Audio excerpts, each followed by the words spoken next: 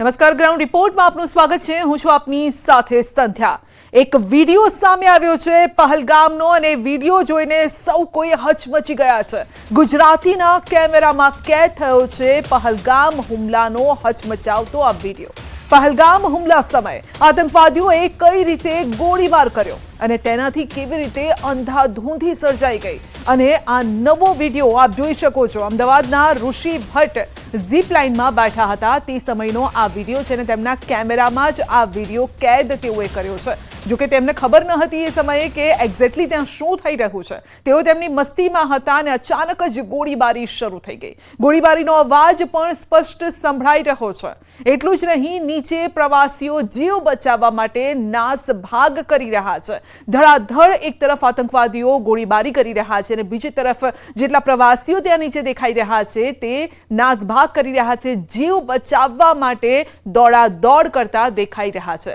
જ્યાં સુધીમાં ઋષિ ભટ્ટે પોતાની રાઈડ પૂર્ણ કરી ત્યાં સુધીમાં અંધાધૂંધ ફાયરિંગથી અનેક પ્રવાસીઓના મોત થઈ ગયા। તેમના પત્ની અને બાળક પણ ખૂબ જ ગભરામણમાં હતા, ડરમાં હતા અને તેમની પાસે તેઓ પહોંચ્યા। ધ્રુજાવી નાખનારી આખી જે ઘટના છે તેનું તેઓએ વર્ણન કર્યું છે અને બીજી તરફ વિડીયોમાં સાફ જોઈ શકાય છે કે જ્યારે ઋષિ ભટ્ટે ઝીપલાઇન શરૂ કરી તે પહેલા રાઇડનો સંચાલક પણ અલ્લાહુ અકબર બોલી રહ્યો છે અને માટે જ તેની હિલચાલ શંકાસ્પદ અત્યારે જણાઈ રહી છે। અલ્લાહુ અકબર, અલ્લાહુ અકબર, અલ્લાહુ અકબર, અલ્લાહુ અકબર, અલ્લાહુ અકબર, અલ્લાહુ અકબર, અલ્લાહુ અકબર। બેઠો, पैर लंबा करो।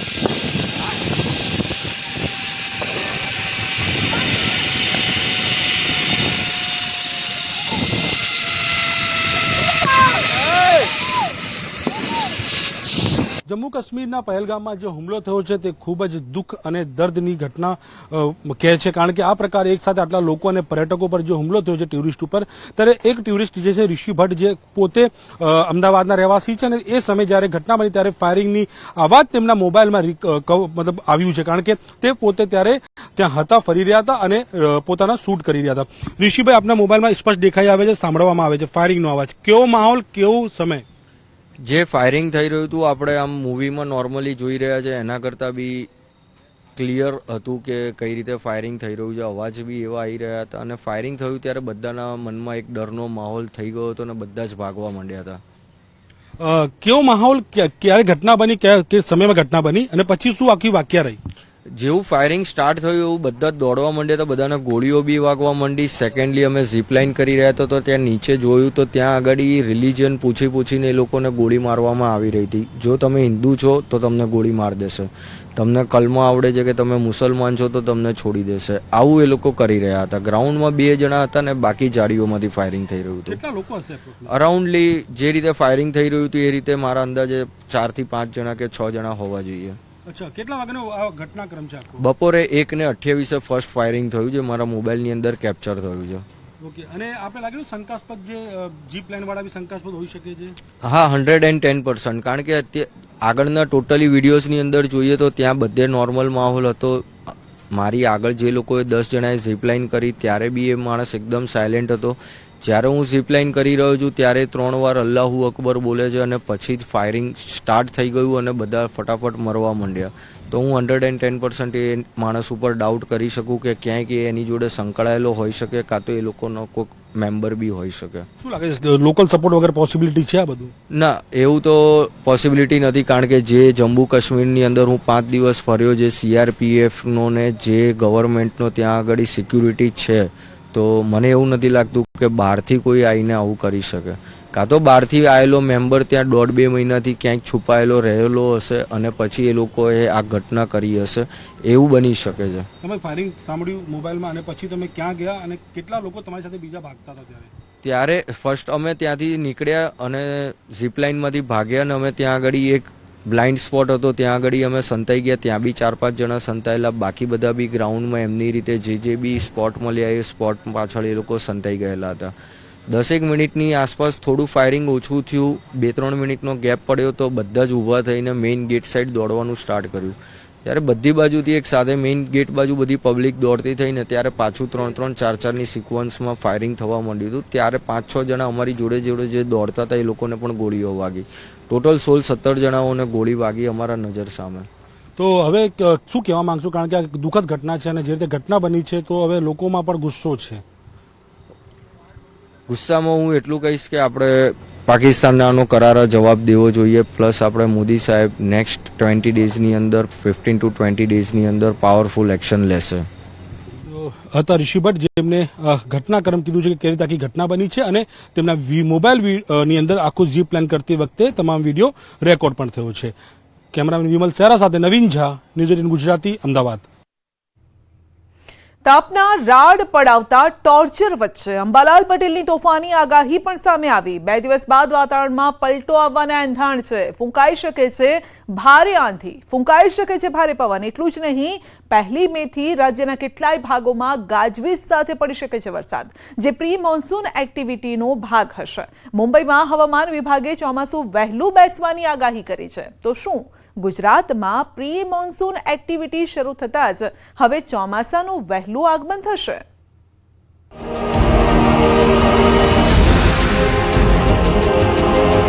અંબાલાલ પટેલની તોફાની આગાહી. 30 એપ્રિલથી હવામાનમાં પલટો. તારીખ લગભગ 30 એપ્રિલ પછી હવામાન પલટો આવશે. આંધી વંટોળ સાથે ભારે પવન ફૂંકાશે. આંધી વંટોળનું પ્રમાણ વધુ રહેશે, 10 ટન વધુ રહેશે. 1 મેથી ગાજવીજ સાથે વરસાદ.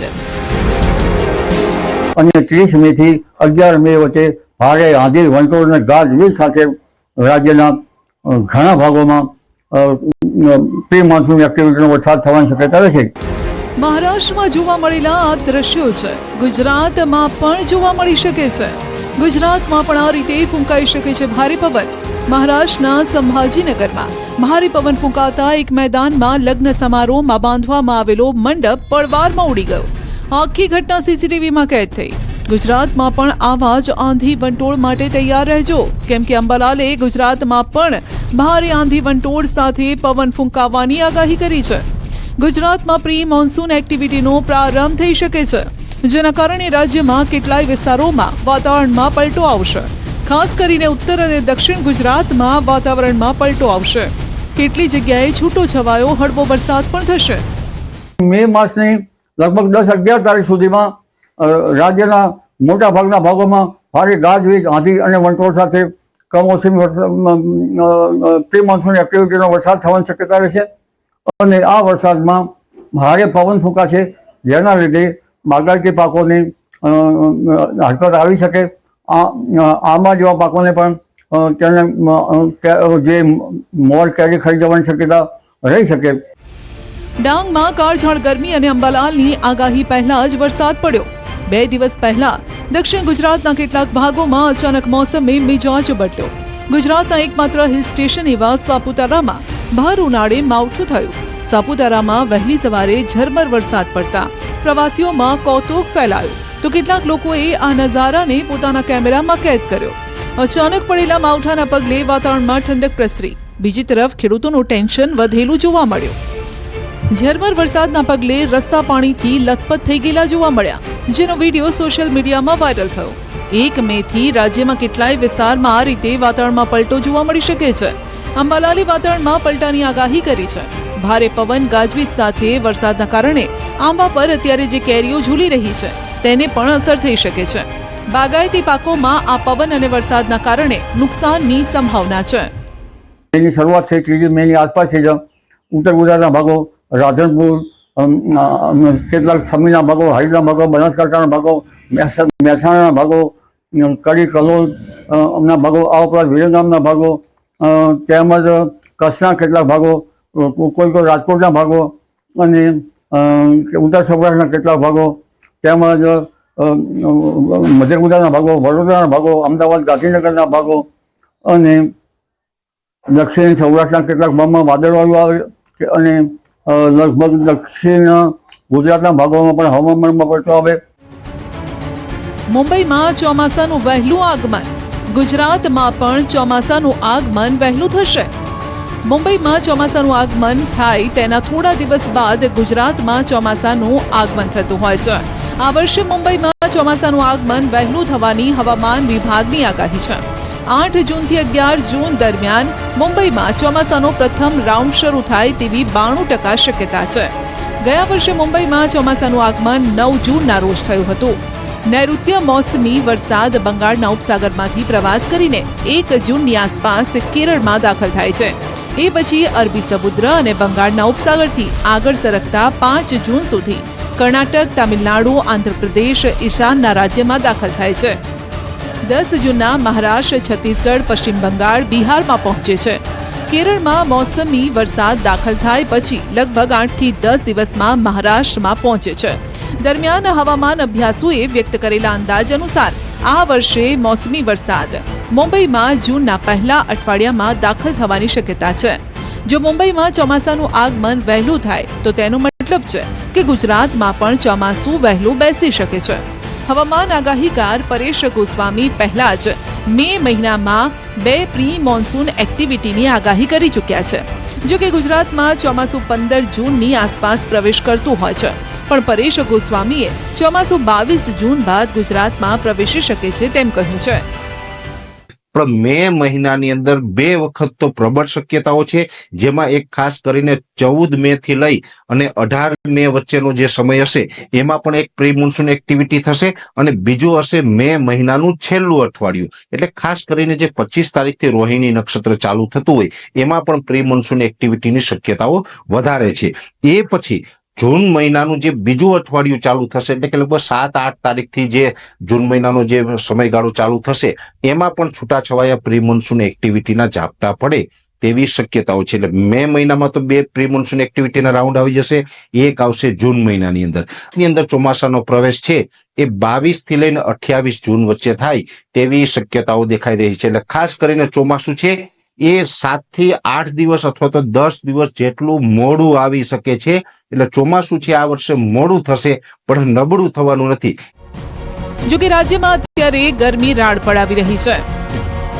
રાજ્યમાં 8 શહેરોનું તાપમાન 40 ડિગ્રીને પાર થયું છે. સુરેન્દ્રનગર, રાજકોટમાં તાપમાન 44 ડિગ્રીની આસપાસ રહ્યું. હવામાન વિભાગે ગરમીમાં 2 થી 3 ડિગ્રીનો વધારો થવાની આગાહી કરી છે. રાજ્યમાં હાલ હીટ વેવની કોઈ શક્યતા નથી. જો કે દરિયાકાંઠા વિસ્તારમાં સહજ સ્થિતિ બની રહેશે, એટલે તાપમાનમાં ઉતાર ચઢાવ આવી શકે છે. એપ્રિલ મહિનામાં જેમ વાતાવરણમાં ઉતાર ચઢાવ રહ્યા તેમ હવે મે મહિનામાં પણ વાતાવરણમાં પલટાના એંધાણ છે. જો કે પ્રી મોન્સૂન એક્ટિવિટી શરૂ થતા ચોમાસાને લઈ ખેડૂતો માટે એક સારા સમાચાર છે. મુંબઈની જેમ ગુજરાતમાં પણ ચોમાસાનું આગમન વહેલું થશે કે નહીં તેને લઈને હજુ કોઈ સ્પષ્ટ કહી ન શકાય, પણ તેટલું તો સ્પષ્ટ છે કે આ વર્ષે ચોમાસું ભલે ગમે ત્યારે આવે, ચોમાસું નબળું નહીં હોય. પાકિસ્તાનમાં હિન્દુઓ પર એવા અત્યાચાર થાય છે કે પાકિસ્તાનથી જે હિન્દુઓ શરણ લઈને ભારતમાં આવ્યા છે તે પાછા પાકિસ્તાન પરત ફરવા નથી માંગતા. પાકિસ્તાનમાં હિન્દુઓ માટે કેવી નરકાગારની સ્થિતિ છે કે પાકિસ્તાનથી આવેલા હિન્દુઓ કહી રહ્યા છે કે મરી જઈશું પણ પાકિસ્તાન પાછા નથી જવું.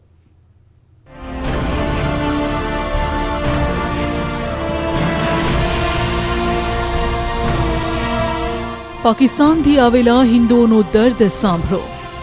સાહેબ મરી જશું તો જાશું ને, ભલે એવો શરીરમાં ગોળી મારી નાખે પાછા જવા માંગતા નહીં સાહેબ. અમે ભારતમાં વસતા પાકિસ્તાની હિન્દુઓની આ જીજી સાંભળો. એ હાલ અત્યારે બધું આમ ન્યૂઝમાં ચાલે છે, હાલ અમારે પાછું જવાનું છે નહીં. ભલે મોદીજીથી અમારી અપીલ છે તો પાછા અમે નહીં જઈએ. પેલા હું તકલીફ બેઠીને આવ્યા અને હાલ ભલે અહીં ગોળી મારી દઈશું પણ પાછા નહીં જઈએ. पाकिस्तान में हिंदुओं पर अमानुषी अत्याचार। तो वहाँ पे कोई भी फूड फेस्टिवल या कोई भी ऐसा फेस्टिवल होता था तो स्कूल वाले ऐसे कुछ खाते पीते नहीं थे।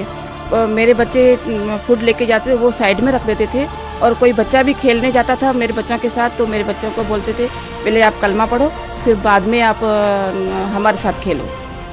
આ શબ્દો છે પાકિસ્તાનનો અત્યાચાર સહન કરીને ભારત આવેલા પાકિસ્તાની હિન્દુઓના. આ લોકોનું કહેવું છે કે તેઓ પાકિસ્તાનમાં અલ્પસંખ્યક હોવાના કારણે રોજ ત્રાસ સહન કરે છે. મહેસાણામાં વસવાટ કરતા આ પાકિસ્તાની હિન્દુઓની આ જીજી સાંભળો, જેઓ ગોળી ખાવા તૈયાર છે પણ પાકિસ્તાન જવા માટે તૈયાર નથી. પહેલગામમાં થયેલા આતંકવાદી હુમલા પછી ભારત સરકારે પાકિસ્તાનીઓને દેશ છોડવા માટે અલ્ટિમેટમ આપતા ઘણા લોકો ભારત છોડી પાકિસ્તાન પરત ફર્યા છે. જો કે ઘણા લોકો પોતાને પાકિસ્તાન ન મોકલવા ભારત સરકારને અપીલ કરી રહ્યા છે. આઝાદી બાદ પાકિસ્તાનના નગર પારકર થરપારકર સિંધમાં વસેલા મૂળ ગુજરાતના ઠાકોર પરિવારો જેઓ પર સતત અત્યાચાર થતા હિન્દુ મુસ્લિમ મળી કુલ 1051 જેટલા લોકો લોંગ ટર્મ અને શોર્ટ ટર્મ વિઝા પર મહેસાણામાં શરણ લઈ રહ્યા છે, જેમાં 249 લોકો તો ગયા મહિને જ પાકિસ્તાનથી અહીં આવ્યા. જો કે હવે ભારતે અલ્ટિમેટમ આપતા આ લોકો પરત પાકિસ્તાન જવાની ના પાડે છે. કહી રહ્યા છે કે ત્યાં હિન્દુ દીકરીઓ મુસ્લિમો સુરક્ષિત નથી. હિન્દુઓના બાળકોને અભ્યાસમાં તકલીફ પડી રહી છે. ત્યાં તેમની જિંદગી નર્ક સમાન છે. તેઓ પાછા નર્કમાં નથી જવા માંગતા. श्री नरेंद्र मोदी ने अमित शाह ने एक विनती करी है कि हमें पाकिस्तान भारत मोकली पाकिस्तान जवा मांगे नहीं मांगता साहब. અમે એને એક અપીલ કરી કે સાહેબ અમને આ ભારતમાં રહેવા દે. કેટલા સમયથી અહીંયા રહો છો? ત્યાં શું સ્થિતિ હતી?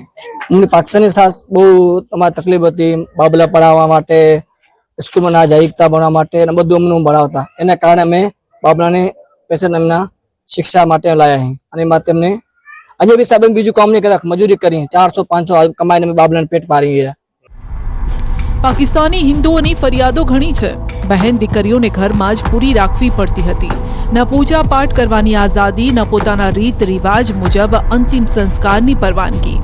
મૂળભૂત સુવિધાઓ પણ આ હિન્દુઓને નથી મળતી. ત્યાં વધારે મહત્વ આપવામાં આવે છે ત્યાં રહેતા બહુમતી મુસ્લિમોને. તેઓ આ યાતનાભરી જિંદગીથી આઝાદી મેળવવા માંગે છે અને માટે જ તેઓ ભારતમાં આવ્યા છે. સરકારને વિનંતી કરી રહ્યા છે કે તેમને પાછા ન મોકલો, કેમ કે તેઓ પાકિસ્તાનમાં ઘણી તકલીફ વેઠીને આવ્યા છે.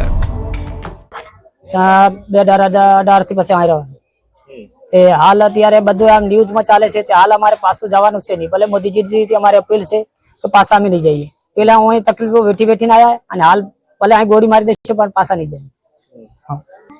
અહીં અમારા છોકરાને ભણાવી શકીએ, અમારે શિક્ષા આપી શકીએ, તો આ પેલું એવું ન કરી શકતા. આપણે દીકરી માટે એવું ન બનાવી શકીએ.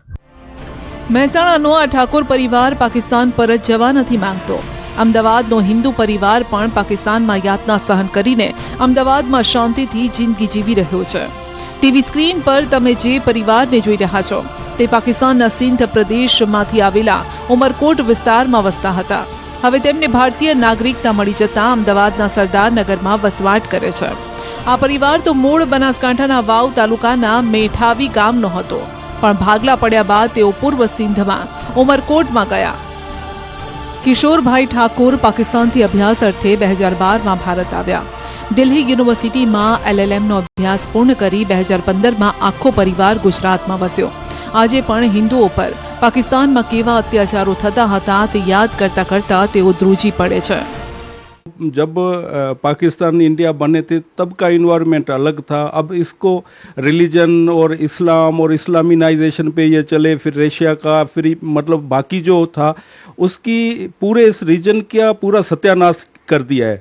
हमको भी उस वजह से पाकिस्तान छोड़ना पड़ा, क्योंकि हिस्टोरियन हमने देखा कि वहाँ पे हमारे बच्चों का कोई फ्यूचर नहीं है. वहाँ पे वो एक चल पड़े, वो एक अलग डायरेक्शन पे चल गए और वो कुछ सीखने का भी नहीं कर रहे हैं. जैसे वहाँ पे मतलब टू नेशन थ्योरी को अभी तक मतलब लिया जाता है और ये कहता है भाई नेशनल क्वेश्चन भी वहाँ पे आज बलूचिस्तान भी चल रहा है. सिंध में सिंधी जो है वो प्रोटेस्ट कर रहे हैं. कल बंगाली अलग हो गए.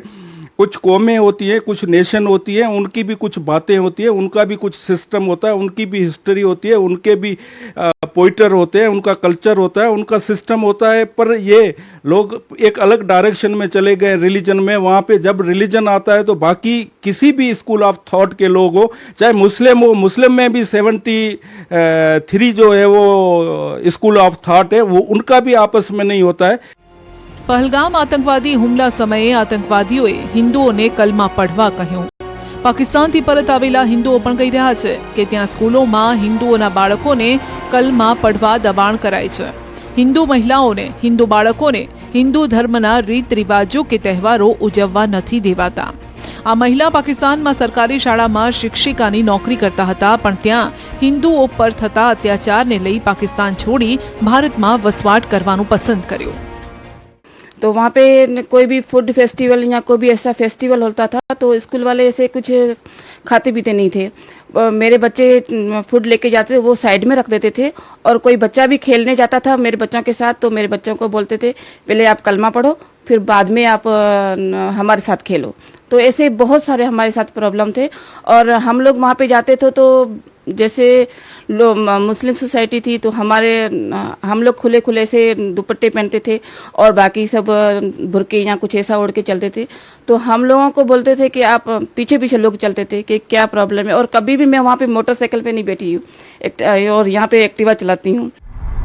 ઠાકુર પરિવારના દીકરા દીકરીઓના મુખે સાંભળો હિન્દુઓ પર પાકિસ્તાનમાં કેવા અત્યાચાર થાય છે. हर जगह व्यवहार किया जाता. जैसे स्कूल जाते थे हम तो हमें अलग, मेरे को अकेले बैठाया जाता था लास्ट बेंच पे कि आप वैसे बैठो.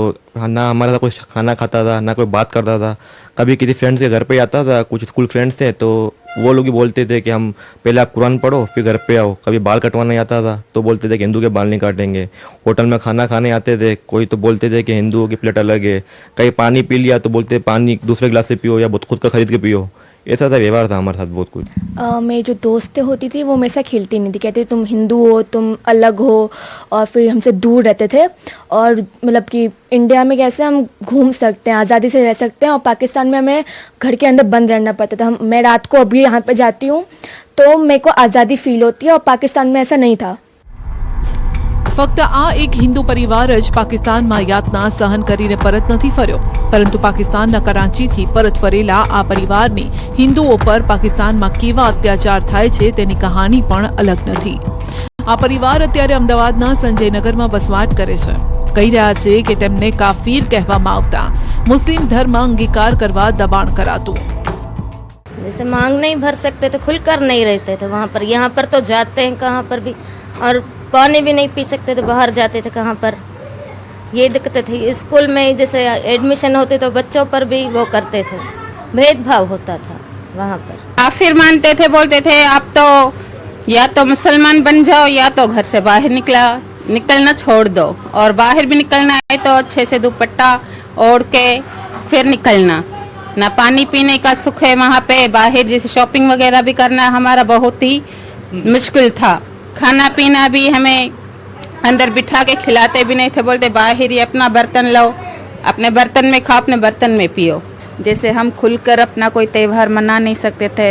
पड़ोस में फिर मुसलमान लोग निकल के बोलते थे हमारी नींदें खराब हो रही, जैसे दिवाली हो गई या होली का अगर अचानक से रंग चला गया तो उस पर बहुत बड़ा बवाल हो जाता था. तो डर डर के जीते थे. इसीलिए फैसला किया हमारे बड़े बूढ़ों ने कि हम इंडिया जाएंगे. तो फिर इंडिया आए तो अभी हर त्यौहार खुल के मनाते हैं और हम बहुत ज़्यादा खुश हैं यहाँ पर. દેશમાં સૌથી વધારે શરણાર્થીઓ ગુજરાતમાં વસવાટ કરે છે. તેનાથી સૌથી વધુ શરણાર્થી હિન્દુઓ ભારતીય નાગરિક બન્યા છે. અનેક યાતના સહન કર્યા બાદ ભારતમાં આવીને હિન્દુ તરીકે જીવન સુખ શાંતિ સાથે જીવી રહ્યા છે. આજે પણ અનેક યાતનાઓ હિન્દુ સહન કરી રહ્યા છે. પાકિસ્તાનની અંદર હિન્દુઓ સાથે અનેક યાતનાઓ સહન થઈ રહી છે, પરંતુ જેઓ ભારતીય બની ચૂક્યા છે તેમને આ સુખ શાંતિ અને અમનની શાંતિથી જિંદગી જીવી રહ્યા છે. કેમેરા પર્સન નિલેશ સોસા સાથે ગૌતમ શ્રીમાળી, ન્યૂઝ 18 ગુજરાતી, અમદાવાદ. પાકિસ્તાને પહલગામમાં આતંકી હુમલો કરાવ્યો અને હવે પાકિસ્તાન ભારતની જવાબી કાર્યવાહીથી ફફડી રહ્યું છે. ભારતે પાકિસ્તાનના નાગરિકોને ભારત છોડવા આદેશ કર્યો છે અને પાકિસ્તાની નાગરિકો એક તરફ પાકિસ્તાન પરત ફરી રહ્યા છે અને બીજી તરફ પાકિસ્તાનના નેતાઓ અને આર્મી અધિકારીઓમાં ભારતનો એવો ફફડાટ છે કે તેઓ પોતાના પરિવારજનોને વિદેશ મોકલી રહ્યા છે.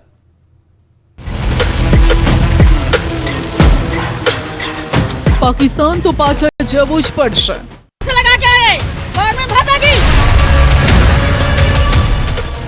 पाकिस्तान तो पाछा जवू ज पड़शे. पहले वापस जाना पड़ रहा है तो मन में नाराजगी.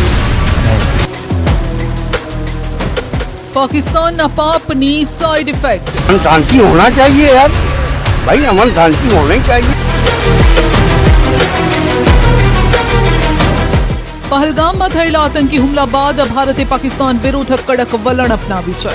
પાકિસ્તાની નાગરિકોના વિઝા રદ કરી તેમને પાકિસ્તાન પાછા ધકેલવામાં આવી રહ્યા છે. પાકિસ્તાની નાગરિકોને હવે ભારત ગમે તે સ્થિતિમાં છોડવું પડશે. પાકિસ્તાનના પાપની સજા હવે પાકિસ્તાની નાગરિકો ભોગવી રહ્યા છે. तो पता है कि जाना पड़ेगा, गुस्सा नहीं होगा, प्यार करूंगी, डांस करते हुए जाऊंगी, गाना गाते हुए जाऊंगी. तो यहाँ पर कौन है जिसके पास आए थे आप? मेरी माँ, माय मदर, और आपको अपनी माँ से जुदा होना पड़ रहा है. उनके कब्र तक भी नहीं जा पाई. मेरे 2 भाई की डेथ हो गई. मेरी बहन वो भतीजा जवान था, उसकी डेथ हो गई. किसी को सीने से लगा के रो भी नहीं सका किसी को. पूरा पूरा दिन एलआईयू ऑफिस. કોઈ લગ્નમાં સામેલ થવા માટે આવ્યું હતું તો કોઈ સંબંધીને મળવા, કોઈ ખરીદી કરવા માટે આવ્યું હતું, પરંતુ હવે અટારી બોર્ડરથી તેમને પાકિસ્તાન ધકેલવામાં આવી રહ્યા છે. 45 डेज का था, लेकिन अभी ऑर्डर आया तो फिर जाना पड़ रहा है. तो इंडिया कब पहुँचे थे? इंडिया हम एक हफ्ते मंडे को पहुंचे थे सुबह.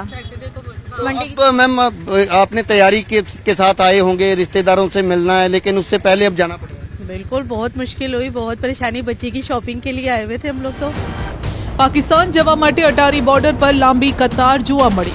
અટારી બોર્ડર પર એક માતા ધ્રુસકે ધ્રુસકે રડી પડી. માતા પાસે ભારતનો પાસપોર્ટ, જ્યારે પુત્રી પાસે પાકિસ્તાનનો પાસપોર્ટ. लेकिन अभी ऑर्डर आया तो फिर जाना पड़ रहा है. तो इंडिया कब पहुँचे थे? इंडिया हम एक हफ्ते मंडे को पहुंचे थे सुबह. तो अब मैम आपने तैयारी के साथ आए होंगे, रिश्तेदारों से मिलना है, लेकिन उससे पहले अब जाना पड़ेगा. बिल्कुल, बहुत मुश्किल हुई, बहुत परेशानी. बच्ची की शॉपिंग के लिए आए हुए थे.